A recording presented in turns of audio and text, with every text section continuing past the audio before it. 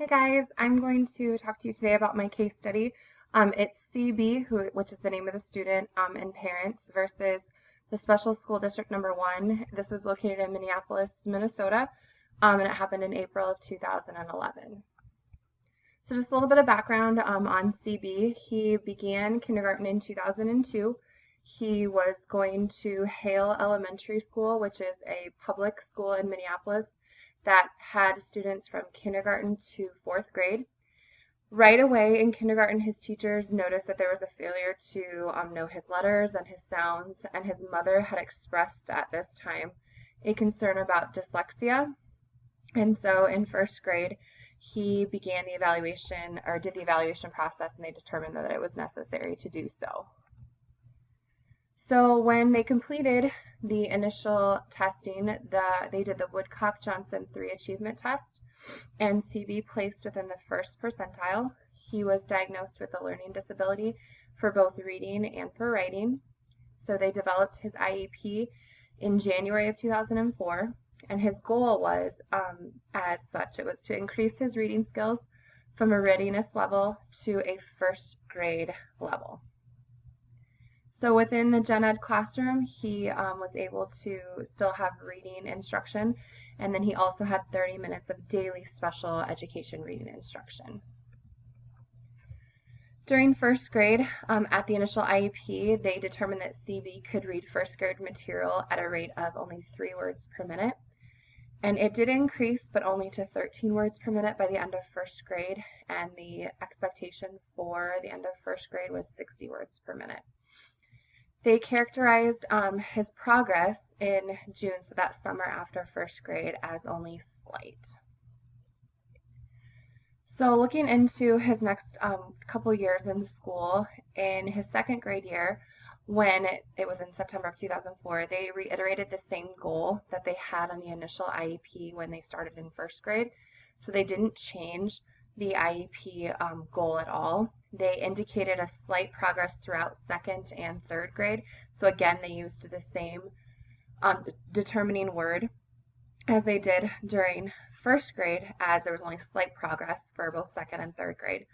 So by the end of 3rd grade, his reading rate was only 32 words per minute, which again is significantly below where he should have been at that age. So after the summer of his 3rd grade year, his special education teacher that was at his school, Hale, her name was Linda Kelly, invited him to a special program. It was using the Orton-Gillingham reading method. However, this program was not sponsored by Hale Elementary. It was a private program. And in this program, it consisted of 9 one-hour sessions. And his SPED teacher stated that he had significant increases in reading and spelling during this time. So moving on into 4th grade, they determined that even after that summer reading program, much of the progress had been lost, and the special ed teacher, Kelly, determined that that was probably because of a lack of continuous instruction, because it was only 9 one-hour sessions.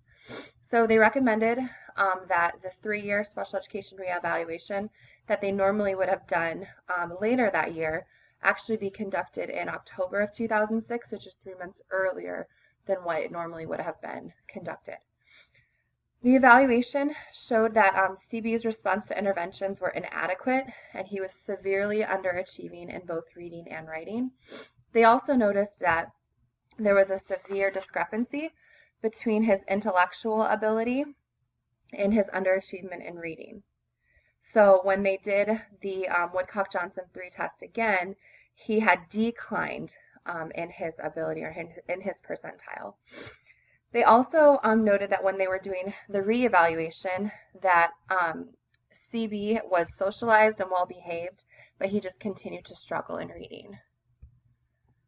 So after the reevaluation, team members were meeting to prepare his IEP, and the special education teacher, Kelly, stated that the district officials discussed with CB's mother that there was a possibility of transferring him to another school.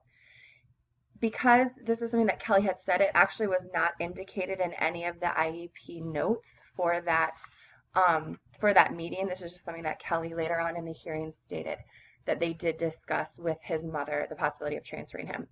And the school that they wanted to transfer him to was another public school, and this school offered what's called a class program. So it's a coordinated learning for academic and social success.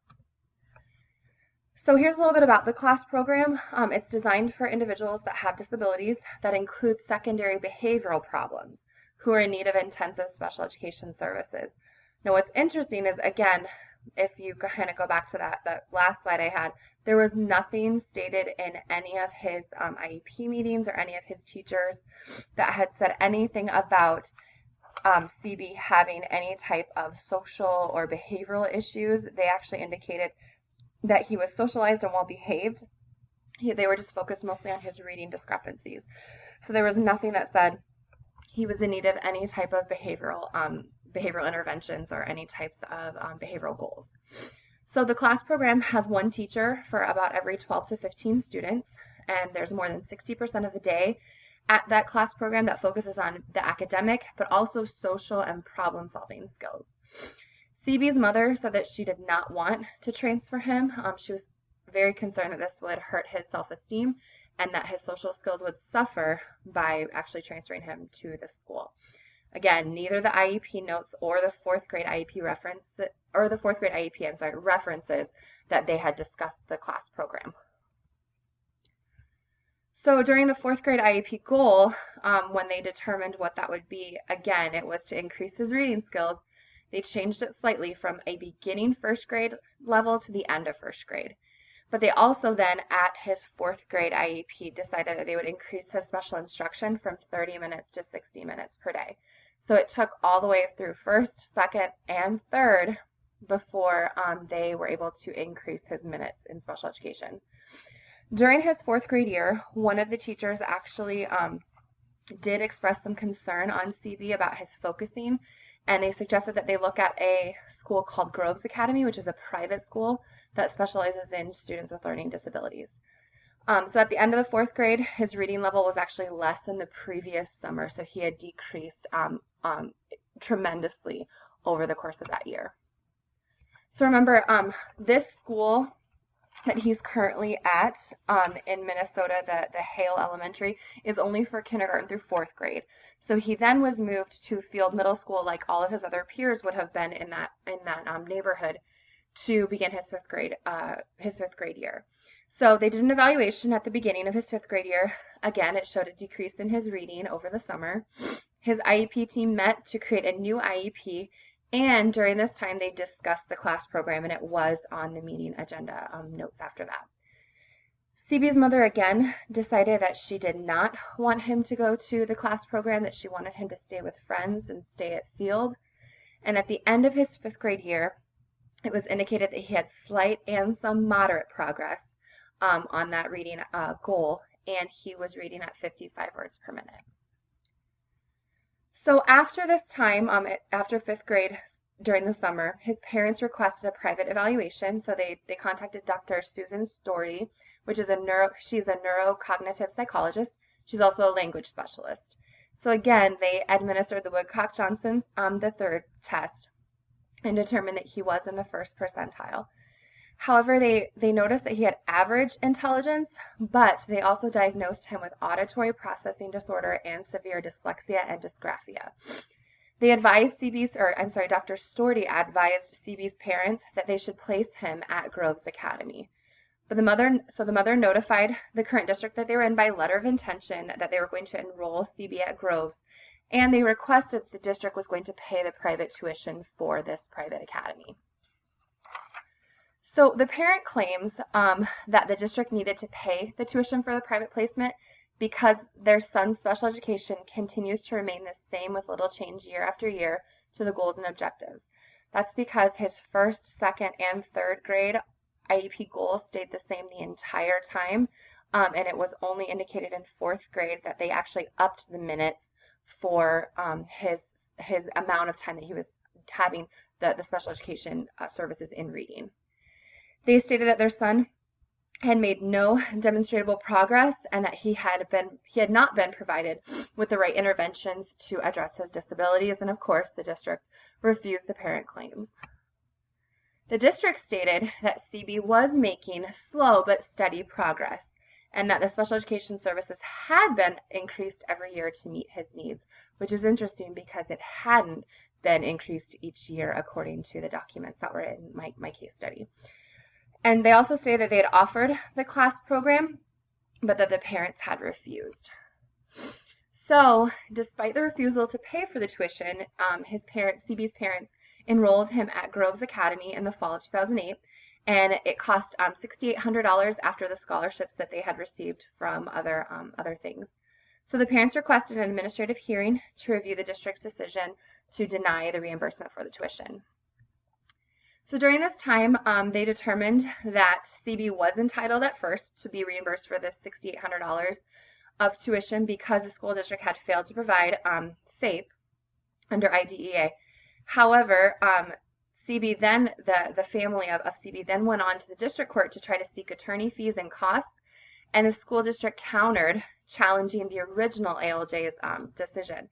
So they went to a district court in which they actually denied the motion for the attorney costs and fees, and then they reversed the ALJ's initial order that granted the reimbursement.